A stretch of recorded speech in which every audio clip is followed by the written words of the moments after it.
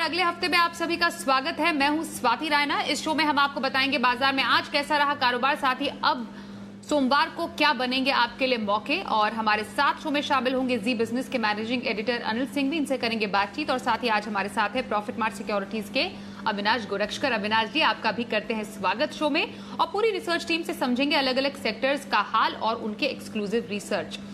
सबसे पहले बाजार के आज के कारोबार पर एक नजर डाल लेते हैं। तो पूरा हफ्ता निकला, बाजार ने हफ्ता गिरावट पर ही खत्म किया। कमजोर ग्लोबल संकेतों के चलते निफ्टी पूरे हफ्ते में 0.25% तो निफ्टी बैंक 1.5% से ज्यादा फिसले।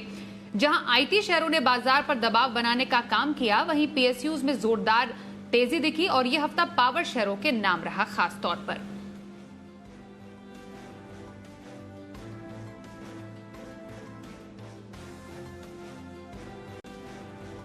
और आइए अब एडिटर स्टेक में अनिल जी से समझते हैं कि बाजार पर मुनाफा वसूली का दबाव कहां से और कैसे बन रहा है।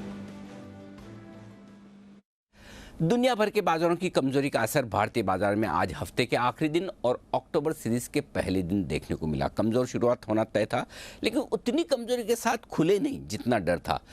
17,500 के आसपास बाजार ने वक्त बिताने की कोशिश की। दिन के दौरान एक डिप 17,500 के नीचे आया। 17,450 के आसपास अहम सपोर्ट लेवल पर रुके बाजार और बस वहीं से रिकवर होना शुरू हुए। फिर सीमित दायरे में कारोबार करते करते 17,530 के आसपास बंद होने में रहे कामयाब। बैंक निफ्टी का जहां तक सवाल है, अच्छी बात यह रही कि 37,000 के ऊपर बंद होने में कामयाब रहा। एक बार की 37,000 के नीचे गया भी 36,850 के अहम सपोर्ट लेवल के आसपास आता हुआ दिखा और ऊपरी स्तरों पर 37,300 के आसपास की रुकावट को पार करने में भी मुश्किल आई। लेकिन फिर भी 37,000 के ऊपर की क्लोजिंग उतनी बुरी नहीं, और खासतौर से ये बुरी तब नहीं है जबकि भारतीय बाजारों के कल बंद होने के वक्त डाउ फ्यूचर्स करीबन 200 पॉइंट ऊपर थे। उसके मुकाबले में 550-600 पॉइंट नीचे डाउ बंद हुआ। उसके अलावा 200-225 पॉइंट डाउ फ्यूचर्स नीचे थे। उसके बावजूद भारतीय बाजार इतने खराब बंद नहीं हुए। तो ये कहीं न कहीं नई सीरीज की शुरुआत में भारतीय बाजारों की ताकत दिखाने की कोशिश थी, या कम से कम कमज़ोर है ये तो बाजारों ने दिखाने का काम आज ज़रूर किया है। मिड कैप और स्मॉल कैप शेयरों में मिला जुला एक्शन था। स्टॉक स्पेसिफिक एक्शन ज़्यादा था। कुछ शेयर ऐसे थे जहां खबरों के दम पर भरपूर एक्शन दिखा, तेजी बनी भी, तो कई सारे शेयरों में प्रॉफिट बुकिंग भी आज आती नजर आई। तो मिला जुला कारोबार वहां पर था।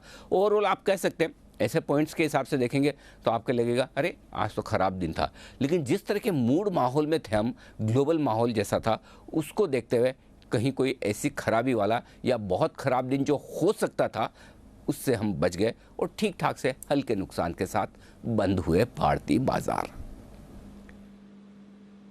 सोमवार के बाजार पर भी स्ट्रैटेजी जानेंगे, लेकिन उससे पहले आज सेक्टर स्पेसिफिक एक्शन को थोड़ा और डिटेल में समझते हैं। वरुण दुबे से करते हैं बात, हमारे सहयोगी। वरुण जरा बताएं, आज बाजार में कहां पर सबसे ज्यादा एक्शन था और कहां पर कमजोरी दिखी? देखिए, हफ्ता भारतीय बाजारों के लिए काफी कमजोर था, क्योंकि 5 में से 4 ट्रेडिंग सेशन में भारतीय बाजार लाल निशान में बंद हुए हैं। एक ट्रेडिंग सेशन जहां हरे निशान में बंद हुए, वहां भी ज्यादा तेजी नहीं, फ्लैट बंद हुए थे। और रीजन है ग्लोबल मार्केट्स। ग्लोबली अगर आप देखेंगे तो सेल ऑफ देखने मिला, उसी का असर भारतीय बाजारों में भी देखा गया है। और ग्लोबल सेल ऑफ क्यों आया? खासकर यूएस से जो कमजोर संकेत थे, वहां जो बॉन्ड डील्स में बढ़ोतरी हुई उसका असर देखने मिला। वहां कर्ज की सीमा को लेकर जो अनसर्टेनिटी थी उसका असर भी कहीं ना कहीं ग्लोबल मार्केट्स में देखने मिला। चीन से भी जो पीएमआई के आंकड़े आए वो कमजोर थे। वहां पे जो एनर्जी क्राइसिस हुई उसका इंपैक्ट भी देखा गया। इसके लिए ग्लोबली मार्केट्स में सेल ऑफ आया, उसका असर भारतीय बाजारों पे भी हुआ है। इस बार मंथली एक्सपायरी का वीक था, तो उसके चलते भी कहीं ना कहीं काफी उतार चढ़ाव जो है भारतीय बाजारों में देखा गया। और सिर्फ इक्विटी मार्केट में एक्शन नहीं था, कमोडिटी मार्केट में भी अच्छा खासा एक्शन था। कच्चा तेल 3 साल के ऊंचाई पे पहुंचा, नेचुरल गैस लगातार वहां तेजी देखने मिल रही है। फॉरेक्स मार्केट में भी अगर आप देखेंगे तो डॉलर इंडेक्स 1 साल की ऊंचाई पे पहुंचा। तो कहीं ना कहीं इक्विटी मार्केट के बाहर भी काफी ज्यादा एक्शन देखने मिला है। जहां तक हमारे मार्केट्स की बात करें तो निफ्टी, सेंसेक्स, बैंक निफ्टी में इस पूरे हफ्ते में करीब 1.5 से 2% के आसपास की गिरावट रही। लेकिन mid cap small cap index में अगर आप देखेंगे तो आधे से 1% के आसपास की तेजी थी। सेक्टर स्पेसिफिक सरकारी कंपनियों में इस बार काफी बेहतरीन तेजी थी। निफ्टी पीएसयू इंडेक्स 7% ऊपर, पीएसयू बैंक इंडेक्स 6% ऊपर और एनर्जी इंडेक्स यहाँ पे अच्छी खासी तेजी थी। निफ्टी एनर्जी इंडेक्स देखिए करीब 6% के आसपास का उछाल यहाँ था। मेटल में करीब 2.5% के आसपास का उछाल था। लेकिन दबाव कहाँ से आया? आईटी इंडेक्स 6% की गिरावट, फाइनेंस और प्राइवेट बैंक्स में करीब 2.5% के आसपास की गिरावट थी। निफ्टी में टॉप लूजर्स की बात करें तो टेक महिंद्रा यहाँ सबसे ज्यादा गिरावट थी, 9% के आसपास की। एशियन पेंट्स, बजाज फिनसर्व, एचसीएल टेक, विप्रो यानी कि आईटी काउंटर्स ने पूरी तरह से प्रेशर बनाया। लेकिन निफ्टी में टॉप गेनर्स में खासकर सरकारी कंपनियां थी। कोल इंडिया 13% के आसपास का उछाल, एनटीपीसी, पावर ग्रिड, ओएनजीसी, इसके अलावा सनफार्मा में अच्छे खासी गेंस देखने मिले। इसके अलावा जिन काउंटर्स में गेंस थे उसमें देखिए बीएचईएल, टाटा पावर जैसे काउंटर्स है जहाँ पे 16 से 17% के आसपास की तेजी देखने मिली। आईडीबीआई बैंक, त्रिवेणी टर्बाइन जैसे काउंटर्स थे जहाँ पे करीब 29-30% के आसपास के गेंस थे। लेकिन प्रेशर में emphasis, metropolis, camps, Bajaj electrical जैसे काउंटर्स है जहाँ पे करीब 9 से 10% के आसपास की गिरावट देखने मिली। तो पूरी तरह से अगर आप देखेंगे तो ये हफ्ता जो है भारतीय बाजारों के लिए काफी हद तक कमजोरी वाला रहा है।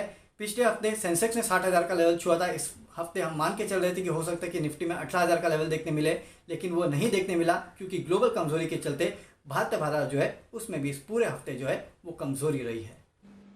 अविनाश जी का रुख कर लेते हैं। अविनाश जी, पूरे हफ्ते बाजार में दबाव का माहौल नजर आया। अब नए हफ्ते से जब बाजार की शुरुआत होगी तो बाजार के लिए हम संकेत कहां से मिल सकते हैं? कैसा एक्शन आप नए हफ्ते में एक्सपेक्ट कर रहे हैं? स्वाति, मुझे लग रहा है कि बाजार काफ़ी वॉलेटाइल रहेंगे क्योंकि पहले तो जिस प्रकार की global energy kind of shortages हमने यूरोप और चाइना में देखे हैं, मेरे ख्याल से कहीं ना कहीं अभी जो नेचुरल गैस के प्राइसेस भी जो 60% से बढ़ा है, इसका इम्पैक्ट कहीं ना कहीं जो कंज्यूमिंग सेक्टर्स है उनके ऊपर ज़रूर आएगा। तो ये डेफिनेटली इन्फ्लेशन को बढ़ा देगा और मेरे ख्याल से मार्केट्स अभी क्लोजली वॉच करेगी आने वाले आरबीआई पॉलिसी में कि क्या रवैया आरबीआई का यहाँ पे रहेगा। दूसरी बात, नतीजों का सीजन शुरू होगा तो मेरे ख्याल से जैसे वरुण ने कहा, काफ़ी स्टॉक स्पेसिफिक एक्टिविटी आपको देखने को मिलेगी। अक्टूबर 8 को टीसीएस ने अपने रिजल्ट डेट अनाउंस किया है, तो अभी नतीजों का सीजन शुरू होगा तो मार्केट इंडेक्स के अलावा मैं समझता हूं कि स्टॉक स्पेसिफिक एक्शन आपको ज़्यादा देखने को मिलेगा। तो यहाँ पे काफ़ी मौके आपको मिलेंगे, जहां पे नंबर्स अच्छे आएंगे वहां पे आपको स्टॉक स्पेसिफिक एक्टिविटी ज़्यादा देखने को मिलेगी। और स्टॉक स्पेसिफिक रिकमेंडेशन आपकी पोजिशनल व्यू के तौर पर कौन सी होगी? इनफैक्ट स्वाति, स्टॉक स्पेसिफिक 8 से 10 दिनों के लिए हमको मेटल स्पेस में नाल्को पसंद है। नाल्को करीबन 95 का रेट चल रहा है और एल्यूमिना सेक्टर में हमको लग रहा है कि बहुत ही स्ट्रांग तेजी देखने को मिली है। एल्यूमिनियम और एल्यूमिना ये रिकॉर्ड हाईज टच कर रहे हैं और यहाँ पे आज भी अगर हम देखें तो ये स्टॉक ने काफ़ी कमजोरी दिखाई नहीं। यहाँ पे एक पोजीशन ली जा सकती है। हमको लग रहा है कि 8 से 10 दिन में कंफर्टेबली 105, 107 का टारगेट प्राइस पॉसिबल है और डेफिनेटली लॉन्गर टर्म प्रोस्पेक्ट्स तो अच्छे हैं, लेकिन यहाँ पे 10-11% का मूव एक हफ्ते भर में आना चाहिए, जो मेरे ख्याल से शॉर्ट टर्म ट्रेडर्स को काफ़ी अच्छा रिस्क रिवॉर्ड देगा। तो ये मेरी तरफ से एक short term positional pick Nalco. Nalco positional view के तौर पर अविनाश जी की पसंद। बातचीत जारी रहेगी आज के एक्सपर्ट से। कुछ बड़ी खबरों का भी रुख कर लेते हैं, खासतौर पर आंकड़े कैसे रहे सितंबर में ऑटो सेक्टर की बिक्री के, बता रहे हैं पूरी डिटेल कुशल। बताइए कुशल, क्या कह रहे हैं आंकड़े? जी, तो काफ़ी सारी कंपनियों ने सितंबर महीने के अपने ऑटो बिक्री आंकड़े जो हैं आपके सामने रखे और यहाँ पर अगर आप देखें तो पैसेंजर व्हीकल स्पेस से टाटा मोटर्स ने काफ़ी बेहतरीन प्रदर्शन किया। साथ ही मारुति सुजुकी दूसरी तरफ अगर आप देखें तो सेमीकंडक्टर की जो दिक्कत है उस वजह से इनकी बिक्री पर असर पड़ा और साथ ही उन्होंने ये अनाउंस किया कि अक्टूबर महीने में भी वो प्रोडक्शन कट जो है अपना करते हुए दिखेंगे सेमीकंडक्टर की कमी की वजह से। इनफैक्ट आयशर मोटर्स अगर आप देखें कमर्शियल व्हीकल स्पेस में सबसे बेहतरीन परफॉर्मर रहा, हमारे अनुमान से भी काफ़ी बेहतर यहाँ पर प्रदर्शन था। और दूसरी तरफ ट्रैक्टर्स में महिंद्रा एंड महिंद्रा ने बाजी मारी। इनफैक्ट टू व्हीलर स्पेस से टीवीएस मोटर्स के अब तक के बेहतरीन नतीजे आते हुए नजर आए हैं। तो चलिए सबसे पहले पैसेंजर व्हीकल्स को आप देख लें। यहाँ पर मारुति सुजुकी की करीब 46% सालाना आधार पर सितंबर ऑटो बिक्री घटती हुई नजर आई है, जो कि हमारे अनुमान से कमजोर आई है। साथ ही महिंद्रा एंड महिंद्रा करीबन 31,500 यूनिट्स का हमारा अनुमान था इनकी ऑटो बिक्री आंकड़ों का, वो 28,000 यूनिट्स पर आया है। टाटा मोटर्स घरेलू पैसेंजर व्हीकल्स ने दमदार प्रदर्शन किया। 23,500 के मुकाबले 25,730 यूनिट्स कंपनी ने दर्ज किया, यानी कि हमारे अनुमान से काफ़ी बेहतर प्रदर्शन पैसेंजर व्हीकल्स में टाटा मोटर्स करते हुए दिखे। जहां तक टू व्हीलर्स की बात है, दो कंपनी ने अपने नंबर्स डिक्लेयर किए। बजाज ऑटो अनुमान से कमज़ोर नंबर्स यहाँ पर आए हैं। 3,90,000 का हमारा अनुमान था, 3,61,000 units company overall two wheeler sales इनकी आती हुई दिखी। वहीं टीवीएस मोटर्स, जैसे कि मैं आपको बता रहा था, आउट परफॉर्मेंस थी। 3,47,000 करीबन कुल यूनिट्स यहाँ पर बेचे गए थे। हमारा अनुमान लगभग 3,10,000 यूनिट्स का था। दूसरी तरफ कमर्शियल व्हीकल स्पेस, यहाँ पर ऑलराउंड बेहतर परफॉर्मेंस आती हुई दिखी थी। जहाँ पर अगर आप देखें तो 5150 यूनिट्स अनुमान था हमारा VECV का, उसके मुकाबले 6,070 यूनिट्स ये बेचते हुए दिखे। और साथ साथ अगर आप देखेंगे तो अशोक लेलैंड और टाटा मोटर्स में भी ऑलमोस्ट 14% से लेकर 30% तक की बढ़ोतरी हमें देखने को मिली। अंत में tractor space, Mahindra and Mahindra again एक outperformer, better than estimates number, 34,000 अनुमान के मुकाबले 39,000 यूनिट्स कंपनी बेचने में सफल रही। और साथ ही एस्कॉर्ट्स यहाँ पर थोड़े से कमजोर साइड पर नंबर दिखे थे हमारे अनुमान से, 9700 यूनिट्स का हमारा अनुमान था, उसके मुकाबले 8800 यूनिट्स कंपनी बेचने में सफल हुई। तो ओवरऑल अगर आप देखेंगे तो कमर्शियल व्हीकल स्पेस ने इस सितंबर ऑटो बिक्री आंकड़ों में बाजी मारी है। और इस बीच आपको बता दें 8 अक्टूबर को आने वाली आरबीआई की क्रेडिट पॉलिसी में रिवर्स रेपो रेट बढ़ने का अनुमान जताया जा रहा है। और ये जो सिटी की रिपोर्ट है इसमें और क्या कुछ खास है, देवांशी आश्रय से समझते हैं। देवांशी जरा बताएं। जी बिल्कुल, आप देखिए 8 अक्टूबर को आरबीआई की पॉलिसी जारी होने वाली है और सिटी की जो एक रिपोर्ट आती हुई दिखी थी उसमें काफी चिंता बनती हुई दिख रही है। सिटी का ये मानना है कि आरबीआई इसी पॉलिसी में जो रिवर्स रेपो रेट्स हैं वो बढ़ा सकते हैं। ये संकेत उनको बाजार से मिलते हुए दिख रहे हैं। 15 बेसिस पॉइंट रिवर्स रेपो बढ़ाने के संकेत फिलहाल आरबीआई की तरफ से आते हुए दिख रहे हैं। दरअसल आप देखिए जो लिक्विडिटी है वो काफी ज्यादा सरप्लस है अभी, और पिछले कई पॉलिसीज से हम देख रहे थे क्योंकि पेंडेमिक था और इसके चलते आरबीआई ने काफी डविश पॉलिसीज दी थी, सरप्लस लिक्विडिटी जारी रखी थी। और अब जो सरप्लस लिक्विडिटी है उसको कम करने पर आरबीआई फोकस करती हुई दिखेगी। धीरे धीरे अनलॉकिंग होते हुए दिख रहे हैं, जो महामारी है वो कम होती हुई दिख रही है, वैक्सीनेशंस बढ़ते हुए दिख रहे हैं। तो आने वाले समय में जो लिक्विडिटी है उसको नॉर्मलाइज करने के जो संकेत हैं वो आरबीआई दे सकता है। ये चिंता फिलहाल बाजार में आती हुई दिख रही थी। दरअसल आप देखिए आरबीआई ने हाल ही में हमने देखा कि जो short term reverse repo rates होते हैं या 7 डे रेपो रेट्स होते हैं उसका जो कट ऑफ है वो बढ़ा दिया था, करीब 57 बेसिस पॉइंट से बढ़ा दिया था। और इसके चलते ये जो संकेत है और भी ज्यादा मजबूत होते हुए दिखे कि आने वाली पॉलिसी में ये संकेत या जो लिक्विडिटी है उसको नॉर्मलाइज करने पर इस बार फोकस किया जा सकता है। इसके साथ ही आप देखिए अब इस पर जो इम्पैक्ट है वो बाजार पर इसलिए पड़ता हुआ दिखता है क्योंकि सरप्लस लिक्विडिटी थी, चीप मनी था, और इसके चलते हम देख रहे थे कि जो ग्रोथ है वो तो बढ़ता हुआ दिख रहा था, लेकिन मार्केट्स में या इक्विटी मार्केट्स में इससे काफी सहारा मिलता हुआ दिख रहा था क्योंकि अब लिक्विडिटी नॉर्मलाइज होती हुई दिखेगी, इन्फ्लेशन को काबू करने की कोशिश होती हुई दिखेगी और इसके चलते बाजार में जो एक्सेस लिक्विडिटी है वो कम होने के संकेत है। ग्लोबल मार्केट से भी जो टेपरिंग थी उसके संकेत आते हुए दिख रहे थे और इन सब के चलते हमने देखा पिछले 2 ट्रेडिंग सेशन से बाजार पर प्रेशर आता हुआ दिखा। लेकिन फिलहाल सिटी की रिपोर्ट यही सुझा रही है कि रिवर्स रेपो में थोड़ा सा जो इंक्रीमेंट है वो इस बार की आरबीआई पॉलिसी कर सकती है, या फिर संकेत मिल सकते हैं कि दिसंबर की पॉलिसी से आरबीआई ये काम कर सकता है। चलिए अब बढ़ते हैं आगे और अक्टूबर सीरीज के लिए कौन कौन से अहम ट्रिगर्स होंगे समझते हैं मानसी दवे से। जी बिल्कुल, देखिए काफी एक्शन पैक पूरी सीरीज रहने वाली है। शुरुआत में 4 अक्टूबर सोमवार से करने जा रही हूँ। चीन के बाजार 7 अक्टूबर तक बंद रहने वाले हैं। आपको बता दें पूरे एक हफ्ते की छुट्टी होने वाली है चीन के बाजारों में, जो कि 4 अक्टूबर से शुरू होगी और 7 अक्टूबर तक के बाजार बंद रहेंगे। ओपेक प्लस की अगली बैठक 4 अक्टूबर को होती हुई दिखेगी। वहीं महाराष्ट्र में कक्षा 8 से 12 तक स्कूल्स भी खुलते हुए दिखेंगे। मान इंफ्रा पर नजर रखिए, बोनस शेयर और अंतरिम डिविडेंड जारी करने पर बोर्ड बैठक होगी। तो बनारी अमान स्पिनिंग राइट्स इश्यू बंद हो जाएगा, दाम जिसके 30 रुपए प्रति शेयर के हैं। 5 अक्टूबर के दिन भारतीय एयरटेल 21,000 करोड़ का राइट्स इश्यू खुलने जा रहा है, दाम जिसके 535 रुपए प्रति शेयर हैं। तो इसी दिन spice jet Boeing max aircraft दोबारा उड़ान भरेगा। सुप्रीम कोर्ट में वन टाइम स्पेक्ट्रम चार्जेस मामले पर सुनवाई होगी।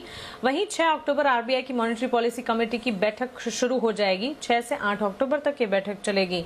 7 अक्टूबर के दिन एशियन ग्रेनाइटो राइट्स इशू बंद होगा, दाम जिसके 100 रुपए प्रति शेयर के हैं। और इसी दिन एफएल इंडिया 1:5 के शेयर विभाजन की एक्स डेट भी होगी। 8 अक्टूबर के दिन आरबीआई की क्रेडिट पॉलिसी आएगी। टीसीएस नतीजों के साथ अंतरिम डिविडेंड पर कंपनी का बोर्ड दूसरे अंतरिम डिविडेंड पर सोच विचार करेगा। वहीं डीसीएम श्रीराम इंडस्ट्रीज शेयर विभाजन की एक्स डेट होगी और चीन के बाजार एक हफ्ते की छुट्टी के बाद 8 अक्टूबर के दिन खुलते हुए दिखेंगे। 11 अक्टूबर आदित्य बिड़ला सन लाइफ एएमसी आईपीओ की लिस्टिंग होने की संभावना। इसी दिन केशुराम इंडस्ट्रीज राइट्स इशू बंद हो जाएगा, दाम जिसके 50 रुपए प्रति शेयर के हैं। 12 अक्टूबर वित्त मंत्रालय बजट की तैयारी शुरू करेगा। इसी दिन अगस्त आईपीओ सितंबर सीपीआई के डेटा आएंगे। वहीं 13 अक्टूबर के दिन इन्फोसिस नतीजे और डिविडेंड पर विचार करेगा। एसआरएफ 4:1 के बोनस इश्यू की एक्स डेट होगी। 14 अक्टूबर HCL टेक्नोलॉजीज के नतीजे आएंगे। सितंबर WPI के डेटा आएंगे। हांगकांग के बाजार इस दिन बंद रहेंगे। 15 अक्टूबर के दिन दशहरा के त्योहार पर भारतीय बाजार में छुट्टी होगी। वहीं 16 अक्टूबर HDFC बैंक के नतीजे आएंगे। 17 अक्टूबर अदानी पावर सुप्रीम कोर्ट में मुद्रा टैरिफ मामले पर सुनवाई करेगा। वहीं 18 अक्टूबर के दिन RPP इंफ्रा राइट से बंद हो जाएगा। 30 रुपए प्रति शेयर जिसके दाम है। PNB हाउसिंग सुप्रीम कोर्ट में कार्लाइल डील पर सेबी की याचिका पर सुनवाई होने जा रही है। वहीं 21 अक्टूबर भारतीय एयरटेल राइट्स इशू बंद हो जाएगा, दाम जिसके 535 रुपए प्रति शेयर हैं। 22 अक्टूबर के दिन महाराष्ट्र में सिनेमाघर और मल्टीप्लेक्स खुलने जा रहे हैं। मल्टीप्लेक्स शेयर्स इस दिन फोकस में रहेंगे। 24 अक्टूबर ICC T20 वर्ल्ड कप है। दुबई में भारत पाकिस्तान का मैच है जिस पर फोकस रहेगा। 28 अक्टूबर के दिन अक्टूबर वायदा सीरीज की एक्सपायरी होगी इस दिन, और इस दिन हमारा राजा बैटरीज पर नजर रखें। आंध्र प्रदेश हाईकोर्ट में Andhra Pradesh pollution control board की अपील पर सुनवाई होने जा रही है। तो सारे के सारे ट्रिगर्स आने वाली पूरी सीरीज अक्टूबर सीरीज के इंपॉर्टेंट वंस और कई सारे ट्रिगर्स। आइए बढ़ते हैं आगे और देखते हैं शर्मा जी का ऑप्शन।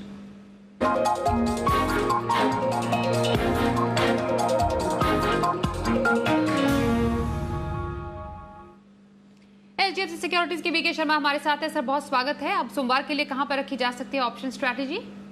जी स्वाति जी, आपका और आपके दर्शकों का इस सेगमेंट में स्वागत। एस्ट्रल और ग्लेनमार्क फार्मा दो ऐसे स्टॉक हैं जिनको आप सोमवार को ट्रेड कर सकते हैं। तो एस्ट्रल 2200 की कॉल अक्टूबर माह की 2200 की कॉल 140 रुपए प्रीमियम पे ले। स्टॉप लॉस रखे हैं उसमें 110 रुपए का। टारगेट आपका रहेगा 190। ग्लेनमार्क फार्मा दूसरा स्टॉक है जो आप 520 की कॉल ले सकते हैं और ये स्टॉक नीचे से बढ़ रहा है। तो यहाँ पे आप 26 रुपए 35 पैसे पे कॉल बंद हुई है, आप नीचे भी ले सकते हैं, लेकिन स्टॉप लॉस ध्यान रखिए 21 रुपए आपको रखना ही है। अगर आप किसी भी कारणवश थोड़ा नीचे लेते हैं तो लेकिन स्टॉप लॉस को नीचे नहीं करना, उसको नहीं रखना है। टारगेट आपका रहेगा 33 रुपए। दोनों में से अगर एक स्टॉक चुनना हो तो मुझे ग्लेनमार्क पसंद है। कल के जो दो स्टॉक थे उनके अंदर मैंने कहा था कि एक स्टॉक कीजिए DLS और उसका टारगेट हो गया था। अब वीकेंड अच्छी तरह से बिताइए, शास्त्री जी और गांधी जी को कल याद कीजिए और आपका सप्ताह अंत अच्छी तरह से बीते। धन्यवाद, जय हिंद। सोमवार के बाजार पर क्या रखें स्ट्रैटेजी और बाजार के लिए अहम संकेत बता रहे हैं अनिल जी। सोमवार को जब हम खुलेंगे तो हमारे सामने अमेरिका से संकेत होंगे जो कि कमजोरी के दिख रहे हैं। 225 पॉइंट नीचे डाउ फ्यूचर्स है, लेकिन अब कह नहीं सकते कि अमेरिका में होगा क्या, क्योंकि कल भी ऐसा ही हुआ। मजबूती के संकेत थे, हो गए बड़े कमजोर। तो अगर आज उम्मीद करें कमजोरी के संकेतों के बावजूद अगर अमेरिकी बाजार संभल जाए जिसले से और रिकवर होकर बंद होता, तो सोमवार की सुबह हमारे लिए बेहतर हो सकती है। नजर रखेंगे डाउ फ्यूचर्स पर भी। सपोर्ट लेवल के आसपास हैं बाजार हमारे यहाँ। अगर आप सपोर्ट की बात करें तो 17,325 17,400 की रेंज मजबूत सपोर्ट है। उसके पहले 17,450 जो कल हमने आज जो हमने लो देखा वो सोमवार के लिए भी सपोर्ट का काम करेगा। ऊपरी स्तरों पर 17,600 को पार करने के बाद ही ताकत का पहला अंदाजा बनेगा। 600-625 हल्की रुकावट का लेवल है, उसके पार निकले तो 17,700 17,750 अगले 1-2 दिनों के लिए वो लेवल है जिस पर आपको निफ्टी पर रखनी है नजर। अब आइए बैंक निफ्टी 36,675 36,850 ये बैंक निफ्टी के लिए मजबूत सपोर्ट है सोमवार के लिए। और ऊपरी स्तरों पर 37,400 से 37,700 की वो रेंजेज जहां पर जाकर बैंक निफ्टी आपको रुकता अटकता नजर आएगा। तो दोनों तरफ के ट्रेड के मौके आपको आगे और मिल सकते हैं। मिड कैप और स्मॉल कैप शेयरों में भी चुनिंदा एक्शन दोनों तरफ का मिलेगा। तो आपको अब इंडेक्स के बजाय स्टॉक स्पेसिफिक रणनीति अपनानी पड़ेगी। हो सकता है इंडेक्स थोड़ा करेक्ट हो तब भी कई सारे स्टॉक्स गिरेंगे नहीं, और इंडेक्स मजबूत हो जाए तब भी कुछ सेक्टर्स और स्टॉक्स कमजोर रह सकते। तो पूरी तरह से सेक्टोरल चर्निंग और स्टॉक्स की परफॉर्मेंस पर फोकस करें, क्योंकि अक्टूबर का महीना शुरू हो चुका है। अब हफ्ते भर बाद पूरा फोकस आपका रिजल्ट सीजन पर शिफ्ट होता हुआ दिखेगा, और ये भी एक बड़ी वजह है कि आपको बजाय इंडेक्स और सेक्टर्स पर स्टॉक पर फोकस करना जरूरी रहेगा। तो सोमवार के बाजार पर समझी स्ट्रैटेजी। अब लॉन्ग टर्म पिक समझते हैं। अविनाश जी आपके पास आ रहे हैं लॉन्ग टर्म पिक। अविनाश जी कौन सी देंगे? स्वाति, लॉन्ग टर्म पिक में हमको एक ऐसी कंपनी पसंद है जो स्पेशलिटी फ्लेक्सिबल पॉलिएस्टर पैकेजिंग में काम करती है, और कंपनी का नाम है गरवारे हाईटेक फिल्म्स। ये कंपनी पहले गरवारे पॉलिएस्टर के नाम से जानी जाती थी। कंपनी एक मार्केट लीडर है सन कंट्रोल फिल्म में, और कंपनी का जो R&D है वो बहुत ही बेहतरीन है। इनफैक्ट कंपनी ने अभी एक ऑटोमोटिव सेक्टर के लिए एक प्लास्टिक फिल्म डेवलप की है, जिससे कि गाड़ी के ऊपर कोई डेंट या कोई डैमेज होता है तो वो ऑटोमेटिकली फिल्म लगाने के बाद उसमें इम्प्रूवमेंट आती है। सबसे बड़ी बात, कंपनी का जो फिनेंशियल्स है, पिछले साल करीबन 950 करोड़ के टॉप लाइन पे इन्होंने करीबन 125 करोड़ का प्रॉफिट किया था। फर्स्ट क्वार्टर बहुत ही दमदार था, इनफैक्ट ऑलरेडी इन्होंने 35 करोड़ का प्रॉफिट रिकॉर्ड किया है। हमारा मानना है कि पिछले साल में करीबन 125 करोड़ का प्रॉफिट था, इस साल करीबन 155-160 करोड़ की प्रॉफिट आने की उम्मीद है। वैल्यूएशन बहुत ही अट्रैक्टिव और शेयर काफी समय से 925-30 में ट्रेड कर रहा है, तो यहाँ पे वैल्यूएशन करीबन 12-13 टाइम है FY22 की अगर हम बात करें तो यहाँ पे जरूर एक अच्छा मौका बन सकता है। हमको लग रहा है कि 6 से 12 महीने की अवधि अगर कोई खरीदता है तो करीबन 1250-1300 का टारगेट मिल सकता है। ये बहुत ही स्पेशलाइज्ड प्लेयर है और मार्जिन्स डेफिनेटली बहुत अट्रैक्टिव है, 20-22%, तो इसको जरूर अपने पोर्टफोलियो में इंक्लूड करिए। चलिए, लॉन्ग टर्म स्ट्रैटेजी समझिए अविनाश जी से। अब आगे बढ़ते हैं और सोमवार के लिए ऑप्शन स्ट्रैटेजी समझते हैं श्रीकांत चौहान से। श्रीकांत जी, स्वागत है आपका। सोमवार के लिए कहां पर रखी जा सकती है ऑप्शन स्ट्रैटेजी? बिल्कुल, तो इनफैक्ट मार्केट अगर आप देखें तो काफी वॉलेटाइल रहेगा, लेकिन हमें लगता है कि कुछ एक स्टॉक्स डेफिनेटली काफी अच्छा परफॉर्म करेंगे और इसी वजह से हमें लगता है कि जो हिंदुस्तान लीवर है कि जहाँ पे अच्छा खासा करेक्शन हो चुका है वहाँ पे हम 2720 के कॉल ऑप्शन लेने की राय रखेंगे। 62 या 63 रुपए के करीब ये स्टॉक अभी इसका जो 2720 का जो कॉल ऑप्शन है वो हमें मिल रहा है। यहाँ पे हमें 45 रुपए का स्टॉप लॉस रखना है और हमें लगता है कि ये जो स्टॉक है वो शायद ये 2780 या 90 के लेवल दिखा सकता है। तो जो कॉल ऑप्शन है वो तकरीबन 80 से लेकर 90 रुपए के बीच में जा सकता है। तो 50 रुपए का स्टॉप लॉस रखें 2720 के कॉल ऑप्शन के लिए। और साथ ही साथ हमें लगता है कि TCS के कॉल ऑप्शन बाय किए जा सकते हैं जो 4000 के स्ट्राइक प्राइस के है। ये कंडीशनल बाय है क्योंकि टेक्नोलॉजी स्टॉक्स है, यहाँ पे हमने थोड़ा सा करेक्शन देखा है और इसी वजह से हमें लगता है कि जो 4000 के स्ट्राइक प्राइस पे कॉल ऑप्शन बाय करें 40-45 के बीच में अगर मिलता है तो 25 रुपए का स्टॉप लॉस रखें और 90 रुपए के टारगेट के लिए इसे खरीदा जा सकता है। जी, बहुत शुक्रिया श्रीकांत जी ऑप्शन स्ट्रैटेजी सोमवार के लिए बताने के लिए, और शुक्रिया आपका भी करेंगे अविनाश जी हमारे साथ शो में शामिल होने के लिए। आज के लिए शो में बस इतना ही।